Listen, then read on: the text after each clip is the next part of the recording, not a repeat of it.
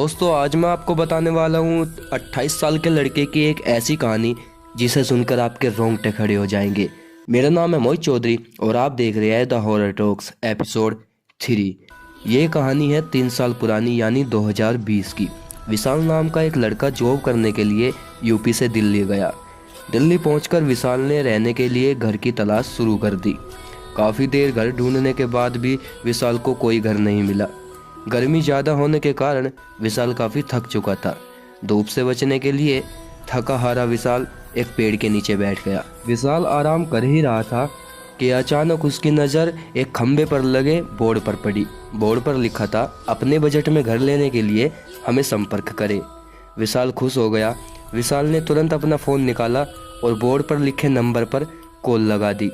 कुछ देर बात होने के बाद 1000 रुपये महीना में घर फाइनल हो गया। विशाल ने तुरंत 1000 रुपये घर मालिक के अकाउंट में डाल दिए और फ़ोन पर बताए गए एड्रेस पर निकल गया।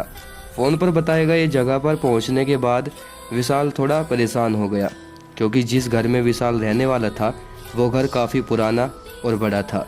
मगर विशाल इस बात से नहीं बल्कि इस बात से परेशान था क्योंकि वो घर एक जंगल में था। लेकिन घर का किराया काफ़ी कम था तो विशाल ने ज़्यादा सोचा नहीं और घर में घुस गया। जैसे ही घर में घुसा विशाल ने देखा घर अंदर से काफ़ी गंदा था। चारों तरफ धूल और जालों के अलावा कुछ नज़र नहीं आ रहा था। विशाल ने अपना सारा सामान एक साइड में रखा और सफाई में लग गया। विशाल सफाई में इतना मगन हो गया कि दोपहर से कब रात हो गई पता ही नहीं चला। विशाल ने जब टाइम देखा तो रात के 8 बज रहे थे। विशाल ने सारा काम छोड़ दिया और हाथ मुँह धोकर होटल में खाना खाने चला गया। 1 घंटे बाद जब विशाल खाना खाकर आया तो देखा विशाल का सारा सामान बिखरा पड़ा था। ये देखकर विशाल को बहुत अजीब लगा, क्योंकि विशाल पूरे घर को लॉक करके गया था। फिर विशाल ने सोचा जंगल का एरिया है तो हो सकता है कोई जानवर घर में घुस गया हो। विशाल ने अपना सारा सामान उठाया और फिर से जमा दिया। रात के 10 बज चुके थे तो विशाल सोने चले गया। विशाल सोने ही वाला था कि अचानक उसे किसी के रोने की आवाज़ आई।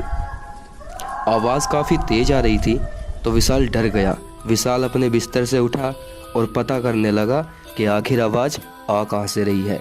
घर में चारों तरफ घूमने के बाद पता चला आवाज़ घर की छत से आ रही थी। जैसे ही विशाल घर की छत पर गया अचानक आवाज़ आना बंद हो गई। डरे हुए विशाल ने छत पर चारों ओर देखा मगर छत पर कोई नहीं था। विशाल नीचे आ गया, लेकिन नीचे आकर विशाल ने जो देखा वो दिल दहला देने वाला था। विशाल ने देखा उसके कमरे में उसके अलावा कोई और भी था, जिसके घने लंबे बाल, लंबे लंबे नाखून और एक खौफनाक चेहरा। जैसे ही उस खौफनाक चेहरे ने विशाल को देखा वो जोर से चिल्लाया। उसे देखकर विशाल इतना डर गया कि विशाल वहीं बेहोश हो गया। उसके बाद कहानी जाती है सीधा 15 दिन आगे। कुछ लोग उसी जंगल में पेड़ काटने आए। पेड़ काटते काटते जब वो उस घर के करीब गए तो उन्हें कुछ अजीब सी स्मेल आई। जब वो घर के और करीब गए तो पता चला वो स्मेल उसी घर से आ रही थी जिसमें 15 दिन पहले विशाल रहने आया था। स्मेल का पता लगाने के लिए जैसे ही वो लोग अंदर गए उन सब के होश उड़ गए, क्योंकि जब उन लोगों ने घर के अंदर देखा तो एक लाश पंखे से लटकी हुई थी और ये लाश थी विशाल की। क्या यह कोई मर्डर था या किसी भूत ने विशाल को मार दिया था या फिर ये एक महज सुसाइड था? ये आज भी एक राज है। तो ये थी आज की कहानी आपको कैसी लगी हमें कमेंट करके ज़रूर बताना, और वीडियो पसंद आई तो वीडियो को लाइक कर देना। चैनल पर नए हो तो चैनल को सब्सक्राइब कर देना। Thanks for watching.